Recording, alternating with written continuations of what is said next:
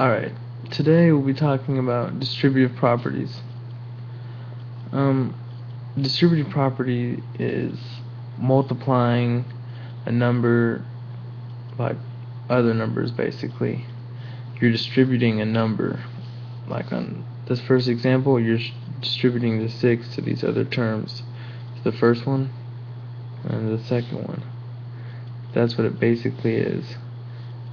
If you worked this, minus 6 times a plus 8 be minus 6a minus 48, because when you multiply negative 6 times a, you get negative 6a, and negative 6 times positive 8, you get negative 48 because of the negative sign right here. So you subtract 48. That's the first answer.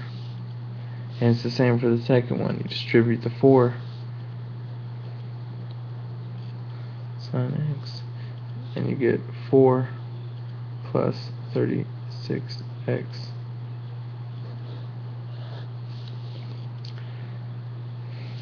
And the same for the third.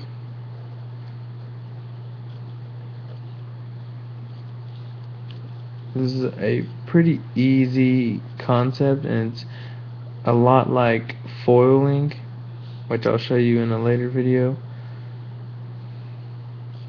You're just distributing the number negative 30n plus 42.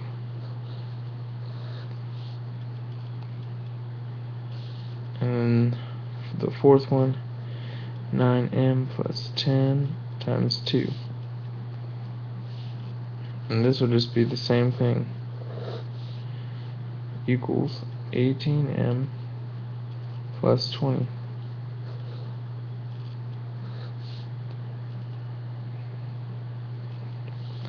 And the last one, negative 4 minus 3n times negative 8. And you gotta be careful with this negative sign right here when you're multiplying, because two negatives equal a positive, but a negative and a positive equal a negative. So when you multiply negative 8 times negative 3n, you get positive 24.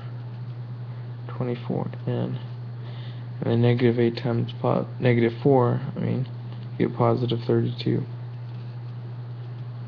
So the answer is 24n plus 32. This is one of the easier algebra terms that you'll get to. It's really fun to do if you like working with this stuff, and it's a lot like the FOIL, like I said, and FOIL's just first, outer, inner, and last, but I'll show you that later in another video.